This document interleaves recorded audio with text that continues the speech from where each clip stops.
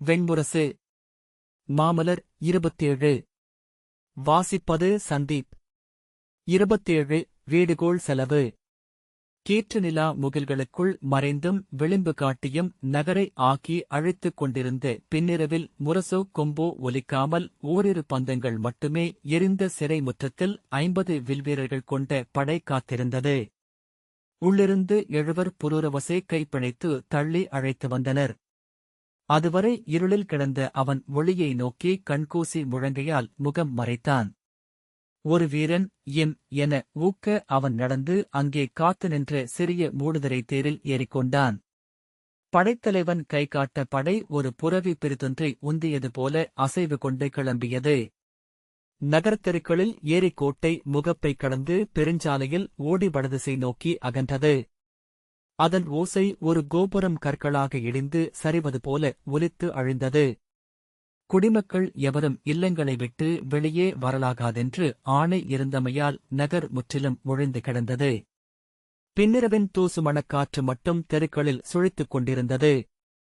அங்காடி முகப்பில் அவிழ்த்துவிடப்பட்ட அத்திரிகள் ஒலி கேட்டு செவிகூர்ந்து கனைத்தன. நாய்கள் எழுந்து குரைக்கத் தொடங்கின. காவல் மாடங்களில் கைகளைக் கட்டியபடி எழுந்து நின்று நோக்கிய வீரர்கள் படை சென்று மறைந்த பொழுதுமணம் இருளில் எழ பெருமூச்சு விட்டனர். இல்லங்களின் இருண்ட அறைக்குள்ளெல்லாம் புரவிக் குளம்படிகளின் ஓசை பெருகி சுவர்களை அதிர வைத்து பின்பு ஓய்ந்தது. இருளுக்குள் சிறகடிக்கும் கலைந்த பறவைகளின் ஓசைகள் மட்டும் எஞ்சின. அங்காடிச் சதுக்கத்தில் காவல் போதத்தின் காலருகே நின்றிருந்த பித்தன் ஒருவன் கைகளை வீசி உரக்க நகைத்தான். தென்னையில் கம்பளி போர்த்தி அமர்ந்திருந்து முதியவர் நீள்மூச்செறிந்து உறுத்து வந்தூட்டும் ஊழ்வினை பிரிதொன்றும் சொல்வதற்கில்லை என்றார். இடைவழிக்கு அப்பால் மருதெண்ணையிலிருந்த இன்னொரு முதியவர் பெருவாழ்வு. எனவே வீழ்ச்சியும் பெரிதே என்றார். எண்ணுகையில் எளியோனாக வாழ்ந்து எளியோனாக இறப்பதே உகந்ததென்று தோன்றுகிறது என்றார் முதல் முதியவர். யானைக்கு புண் வந்து சீழ் கட்டுவதை பார்த்திருக்கிறீர்களா? பணிகக் கோடரியால் வெட்டி முழங்கை வரை உள்ளே விட்டு மருந்திடுவார்கள். பெருவலை கொண்டு அக்கரிய உடல் துடிப்பதை நெடுந்தொலைவிலேயே நின்று பார்க்க முடியும். மறுமுதியவர் இருமி ஓய்ந்து இழுத்து சிரித்து எறும்புக்கும் யானைக்கும் இறப்பு ஒன்றேதான் போலும் என்றார். மற்றவர் சொல்லெடுக்காமல் பெருமூச்சு மட்டும் விட்டார். அப்பால் எதிர்த்திண்ணையிலிருந்து ஒரு குரல், ஆம், ஆற்றல் மிக்க விலங்குகள் நொந்து நாட்பட்டு சாகின்றன. எறும்புகள் நொடியில் பல்லாயிரமென மறைகின்றன. ஊழுக்கும் கருணையுண்டு என்றது. முதல் முதியவர், எவர் துயரும் அதற்கு ஒரு பொருட்டல்ல, எல்லாமே குமிழிகள்தான் நதிக்கு. அதில் பெரிதென்ன சிறிதென்ன என்றார். ஒவ்வொருவருக்கும் அவர்கள் வேட்டு எய்தி தருக்கி இழந்து ஏங்கி வாழும் அனைத்துக்கும் அப்பால் சென்று ஒரு வெறுமையின் முழுமையைக் காணும் கணமாக அமைந்தது அது. அதை சொல்லென ஆக்குவது மட்டுமே அதன் பேரிடையை தவிர்க்கும் வழி என்று தோன்றியது. ஆனால் பேசும்போதே அதன் பொருளின்மையை உணர்ந்து பெருமூச்சுடன் அமைதியானார்கள். கோட்டைக்கு அப்பால் குளம்படிகள் மறைந்ததும் வலி கொண்ட எருதின் ஒலியுடன் கதவுகள் மூடின. சக்கரத்தைச் சுழற்றிய பின், இனி அவர் நகர் நுழைய முடியாது அல்லவா என்று ஒரு வீரன் கேட்டான். ஆம், விலக்கு அவர் முழுவாழ்வுக்கும் தான் என்றான் இன்னொருவன். ஒரு சிறு மைந்தனை இழப்பதற்கே அத்தனை துயரென்றால் இத்தனை பெரிய நகரை இழப்பது துயர்களில் மலை என்றான் அவன். அவருக்கு இனி வாழ்வில்லை என்றான் ஓர் இளைஞன். மானுடர் அவ்வாறல்ல, சென்ற இடத்தில் முற்றிலும் பொருந்தும் இயல்புடையவர்கள். சில நாட்களில் இந்நகரில் இருந்ததையே அவர் மறந்துவிடக்கூடும் என்றார் மேலே நின்ற இன்னொரு முதியவர். எப்படி மறக்க முடியும்? இந்நகர் ஒரு சிலந்தி வலை. இதை பின்னி இயக்கி இதுவென்று விரிந்து இதன் நடுவில் இருந்தார் அவர் என்றது மேலும் உயரத்தில் ஒரு குரல். பிறிதொருவர், இங்கு அவருக்கென எதுவும் எஞ்சியிருக்கவில்லை. மைந்தர் இனி அவர் மைந்தரல்ல, குடிகள் அவர் குடிகளும் அல்ல, இங்கிருந்து துயர் கொள்வதை விட அகன்று செல்வது உகந்தது என்றார். அனைவரும் அதை உண்மை என உணர்ந்தமையால் மறுமொழி எழவில்லை. பல தருணங்களில் பிரிவென்பது சிறந்த அறுவை மருத்துவம். அழுகியதை, கருகியதை வெட்டி வீசிவிட்டால் அப்புண் சில நாட்களிலேயே கருகும். தோழரே, தொப்புள் கூட ஒரு புண் கருகிய வடுதான் என அவரே தொடர்ந்தார். புலரி வரை குருநகரியில் புரூரவசை பற்றிதான் பேசிக் கொண்டிருந்தனர். அங்காடி அருகே சிறு குளத்தில் நீராடும்போது விடிவெள்ளி நோக்கி கைதொழுத பின் எங்கு செல்கிறார்கள் என்று தெரியுமா என்றார் ஒரு வணிகர். காட்டுக்கு என்றார் பிறிதொருவர். காடு ஊர் போலவே விரிந்து பறந்தது. காட்டில் எங்கே என்றார் இன்னொருவர். அதை அவர்தான் தெரிவு செய்ய வேண்டும். தன் திறனுக்கும் தேவைக்கும் ஏற்றபடி தணிந்த குரலில் நாம் மீண்டும் அவரை பார்க்கப் போவதில்லையா என்று ஓர் இளைஞன் கேட்டான். பார்க்கக்கூடும், ஆனால் அவர் பிறிதொருவர் என்றாகியிருப்பார். பண்ட காட்டில் இருப்பது அவருக்கு உகந்ததாக இருந்தது. இக்குலம் அங்கிருந்துதான் கிளம்பி வந்தது என்று அவர் சொல்வதுண்டு என்றார் ஒருவர். அரண்மனை அனைத்து நாண்களையும் எதிர்ப்புறி சுற்றி தளர்த்தி வைத்த யாழ் போல முற்றிலும் ஓசை அடங்கியிருந்தது. புரூரவசின் தேவியர் தங்கள் மஞ்சத்தரைகளுக்குள் அவிழ்ந்த குழலும் அழுது வீங்கிய முகமுமாக அமர்ந்திருந்தனர். படைவீரர்கள் வேல்களையும் வில்களையும் சாத்திவிட்டு அதனருகே சிறு குழுக்களாக அமர்ந்து தங்கள் எண்ணங்களுக்குள் மூழ்கியிருந்தனர். அமைச்சர்களின் அவையிலும் படைத்தலைவர்களின் கூடத்திலும் கூட சொல்லென ஏதும் எழவில்லை. அவ்வப்போது எழுந்த பேச்சுக்குரல்கள் கூட மிகத் தாழ்ந்த ஒலியிலேயே இருந்தன. அமைதி ஒவ்வொருவரையும் அச்சம் கொள்ளச் செய்து மந்தனம் பேச வைத்தது. மந்தனம் பேசுந்தோறும் அனைத்து துளைகளும் செவிகள் போலாயின. அனைத்து குமிழ்களும் முனைகளும் விழியொளி கொண்டன. தன் மஞ்சத்தரைக்குள் சாளரத்தினூடாக இருள்வெளியை பார்த்தபடி ஆயுஸ் கைகட்டி நின்றிருந்தான். குளிர்காற்றில் அவன் ஆடை எழுந்து பறந்தது. தொலைவில் வளைந்த வானில் தெரிந்த விண்மீன்களை நோக்கிக் கொண்டிருந்தான். விண்மீன்களை நோக்குகையில் மண்மீதுள்ள ஒவ்வொன்றும் எளிதென்றும் பொருளற்றதென்றும் தோன்றும் விந்தை என்ன என்று எண்ணிக்கொண்டான். பொருளற்றவையே அனைத்தும் என்று தோன்றுகையில் எழும் விடுதலை உணர்வை எண்ணிய போது வியப்பு எழுந்தது. இச்சிறு வாழ்க்கை என ஓடிக்கொண்டிருந்தது சித்தம். சிறு கூடொன்று கட்டி நான் என்று தருக்கி நின்றிருக்கும் சிதல். எங்கோ எவரோ எதற்கோ நடந்து செல்லும் கால்களால் தட்டி சிதறடிக்கப்படுகிறது. சலிக்காது மீண்டும் மீண்டும் கட்டி எழுப்புகின்றது. சிதல்கள் பிறிதொன்றை அறிந்திலாதவை. அது ஒன்றே தங்களுக்கு ஆணையிடப்பட்டிருப்பது போல அவை கணம் சோராது செயலாற்றுகின்றன. அதனூடாக நிறைவடைகின்றன. அல்லது அவற்றுக்கும் நிறைவின்மை உண்டா? எண்ணி அந்தக் கூட்டை அள்ளிக்கொள்ள இயலாது சித்தம் பேதலிப்பதுண்டா? தன் எண்ணங்களை தாழாதவன் போல நீள்மூச்சு விட்டபடி அவன் அறைக்குள் நடந்தான். பீடத்தில் இருந்த தன் உடைவாளை எடுத்து அதன் உரையில் இருந்த சிற்பச் செதுக்குகளை வருடியபடி பொருளற்ற எண்ணங்களுக்குள் சென்று மீண்டும் பெருமூச்சு விட்டான். அதை வைத்துவிட்டு வந்து விண்மீன்களை நோக்கி நின்றிருந்தான். எவரென்று நான் இருப்பேன் இக்குல நிறையில்? இது ஒரு அருமணி மாலை. வெறுங்கல் என்றிருந்தாலும் மணியொளி உண்டு. முண்டிப்புடைத்தெழுந்து ஒளிகொண்டு ஆவதொன்றுமில்லை. இருத்தல் கடந்து செல்லுதலுக்கு அப்பால் எஞ்சுவதொன்றும் இல்லை. துயின்று கொண்டிருந்த ரயனுக்கும் விஜயனுக்கும் அருகே மஞ்சத்தில் ஒருவர் இருப்பை ஒருவர் உணர்ந்தபடி அமர்ந்திருந்தனர் சுதாயுசும் சத்யாயுசும்.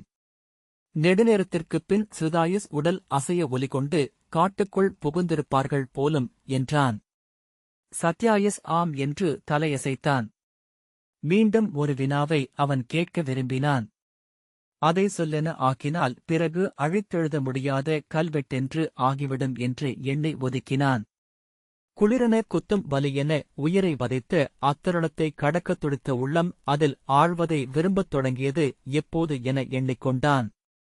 அரசவை விட்டு தன் இரு மாணவர்கள் நிழலென தொடர இல்லம் வந்த அமைச்சர் பத்மர் தன் அறைக்குள் அமர்ந்து மைந்தனுக்குரிய ஆணைகளை 12 ஓலைகளிலாக பொறித்து பட்டுத் துணியில் சுற்றி வைத்தார். 16 வயதான சுதர்மன் நகருக்கு அப்பால் குருவாகினி என்னும் ஓடைக்கரையில் அமைந்திருந்த வேதக்கல்வி நிலையிலிருந்து தேரில் அழைத்து வரப்பட்டிருந்தான். அவர் எழுதிக் கொண்டிருந்த போதுதான் அவன் வந்து வணங்கினான். நிமிர்ந்து நோக்கி அவனை சற்று நேரம் வெறித்தபின் நீராடி வரும்படி ஆணையிட்டார். ஈரக்குடுமியில் நீர் சொட்ட கைகளைக் கட்டிக்கொண்டு தன் அருகே நின்ற அவனிடம் அச்சுவடிகளைக் கொடுத்தார். இவை ஆணைகள், நெறிகாட்டுதல்கள், அருஞ்சுற்றொடர்கள்.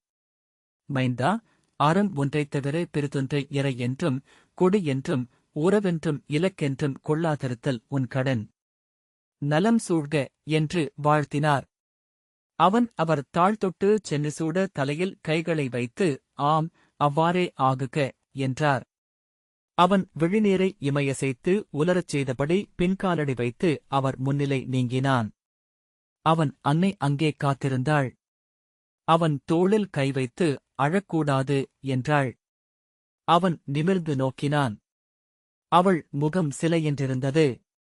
மரவொரியை அணிந்து பிற அணிகளேதுமின்றி வலக்காலெடுத்து படியிறங்கி திண்ணைக்கு வந்து அங்கு எழுந்தமர்ந்திருந்த தன் தந்தையை அணுகிக் குனிந்து அவர் கால்களைத் தொட்டு சென்னி சூடினார் பத்மர். முன்னரே செல்கிறாய், மூதாதையர் எண்ணம் அதுவெனில் ஆகுக, என்றார் கிழவர். தங்களுக்கு என் மைந்தன் இருக்கிறான், தந்தையே, என்றார். ஆம், உனக்கு அவன் அளிக்கும் நீரும் எள்ளும் தேவையில்லை. வடக்கிருப்பவன் இங்குள்ள அனைத்தையும் துறந்து செல்கிறான். 18 நாட்களில் உடல் விட்டு உயிர் அகலுமென்பார்கள். முதல் 6 நாட்கள் விழைவுகள், 2வது 6 நாட்கள் சினங்கள், 3வது 6 நாட்கள் பற்றுகள். அவை உனக்கு நிகழட்டும், என்றார் முதியவர். தங்கள் நற்சொல் திகழ்க, என்றார் பத்மர். நம் குடியில் முன்னர் 3 மூதாதையர் வழக்கிருந்ததுண்டு. அவர்கள் சென்றமைந்த அவ்வொளிமிக்க உலகில் நீயும் சென்று அமைக. நலம் சூழ்க, என்றார் முதியவர். அவர் முகத்தில் துயர் ஏதும் தெரியவில்லை. துயரற்ற புன்னகையுடன் அவரைத் தொழுது பத்மர் புறம் காட்டாது விலகி இருள் பரந்த தெருவில் இறங்கினார். அங்கே நின்றிருந்த அவருடைய மாணவர்கள் தொழுது உடன் வந்தனர். நகருக்கு வெளியே தெற்கு எல்லையில் அமைந்த கொற்றவை ஆலயத்தின் அருகே நின்றிருந்த தொன்மையான அரசமரத்தின் அடியில் அவருக்கென தர்ப்ப இருக்கை விரிக்கப்பட்டிருந்தது. அவருடைய 2 மாணவர்கள் அங்கே காத்து நின்றிருந்தனர். நகரத் தெருவிலூடாக கைகளைக் கூப்பியபடி அவர் நடக்க அவரை அழைக்க வந்திருந்த 2 மாணவர்கள் அவருக்குப் பின் ஓசையின்றி நடந்தனர். அவர்களின் காலடியோசைகள் மந்தளச் சொற்கள் போல இருட்டுக்குள் ஒலித்தன. ஓர் ஆளுள்ளத்து எண்ணம் போல அவர்கள் செல்வதாக அவருடைய மாணவர்களில் ஒருவன் எண்ணிக்கொண்டான். நகரின் முழுவாழ்வையே மாற்றி அமைக்கும் நிகழ்வுகள் நடந்த அந்த இரவில் குடிமக்கள் எவரும் எதையும் அறியலாகாதென்று சொல்லப்பட்டிருந்தது. உடலுக்குள் நெஞ்சும் வயிறும் மூச்சுப்பையும் இயங்குவது போல் அவர்கள் அறியாது அவை நிகழ்ந்து கொண்டிருந்தன என அவனுக்குத் தோன்றியது. அத்தருணம் பின்னர் தன்னால் கூர்ந்து நினைவுற்று மீண்டும் மீண்டும் சொல்லப்படப் போவதென்பதை உணர்ந்தமையின் கிளர்ச்சியால் அவன் உடல் அடிக்கடி விதிர்த்துக் கொண்டிருந்தது. கூடவே பெரிய நிகழ்வுகள் அத்தனை எளிதாகவும் இயல்பாகவும் தான் நிகழுமா என அவன் உள்ளம் வியந்து கொண்டது. இருளுக்குள் நடந்து சென்று தன் வடக்கிருத்தலுக்கான இடத்தை அடைந்த பத்மர் கொற்றவை ஆலயத்தை அணுகி கொலை வழியும் கோட்டையரும் ஈரெண் கைகளில் படைக்கலங்களுமாக நின்ற அன்னையை வணங்கி அவ்வாலயத்தை மும்முறை வலம் வந்தார். அரசமரத்தியை வந்தடைந்ததும் அவர் ஒரு மாணவனை நோக்க அவன் மெல்ல தலையசைத்து உரிய நற்பொழுது அணுகிவிட்டது என்று உணர்த்தினான். கைகூப்பியபடி அவர் அரசமரத்தடி மேடை மேல் ஏறி தர்ப்பைப்புல் இருக்கை மேல் கால் மடித்தமர்ந்தார். முழுவெடுகை முத்திரையில் வலக்கையை மலர்த்தி அதன் மேல் இடக்கையை வைத்தார். கண்களை மூடி தன் நெஞ்சத்து ஆழத்தின் அதிர்வில் சித்தம் நாட்டி அமர்ந்தார். 4 மாணவர்களும் அவரையே நோக்கி நின்றனர். அவரது மூச்சு சீராக எழுவதையும் உடல் இயல்பாக தளர்நிலை கொள்வதையும் கண்டதும் மெல்ல பின்னடைந்து அங்கிருந்த உதிரிப்பாறைகளில் அமர்ந்தனர். அப்போதுதான் நகருக்குள் புரவிக் குளம்போசைகள் எழுந்து அகல்வதை அவர்கள் கேட்டனர். திரும்பி ஒருவர் நோக்கினர். ஓசை முற்றடங்கிய போது 4வரும் ஒருங்கே பெருமூச்சு விட்டனர். புரூரவசை அவரது படைவீரர்கள் காட்டின் எல்லை என அமைந்த திரிகூடம் என்னும் 3 மலைப்பாறைகளின் அடிவாரம் வரை கொண்டு வந்து இறக்கிவிட்டனர். அவன் கைகளைக் கட்டியிருந்த பட்டுத் துணியை அகற்றிய பின் படைத்தலைவன் செல்க என்று முகம் நோக்காது ஆணையிட்டான். இடறிய காலடிகளுடன் களைப்பில் விழிகள் மங்கி காட்சிகள் நீர்ப்பாவை என அலையடிக்க அவன் நடந்தான். இமைகளை அடித்து திறந்து நோக்கினான். மெல்லத் தெளிந்த காட்டு முகப்பில் விழுந்து பெருகிய பின்காலையின் வெண்ணிற ஒளி அனைத்தையும் விழறச் செய்திருந்தது. முந்தைய நாள் மழை பெய்திருந்த ஈரமண்ணிலிருந்து நீராவி எழுந்து மூச்சடைக்க வைத்தது. காட்டிலிருந்து எழுந்த பறவை குரல்கள் செவியின் நுண்சவ்வை அதிர வைக்குமளவுக்கு உரக்க ஒலித்தன. அவனுக்கு வாழ்த்தோ வணக்கமோ உரைக்காமல் படைவீரர்கள் தங்கள் புரவிகளில் ஏறிக்கொண்டனர். தேர் திரும்பும் சகட ஒலி கேட்டது. விழப்போனே புரூரவஸ் கால்களை ஊன்றி நின்று சிறிய மரமொன்றைப் பற்றிக் கொண்டு கண்களை மூடிக்கொண்டான். கால் கீழ் மண்பரப்பு காற்று திரையென நெளிந்து புகையென்றாகி அடியிலியில் அவனை வீழ்த்திக் கொண்டே இருந்தது.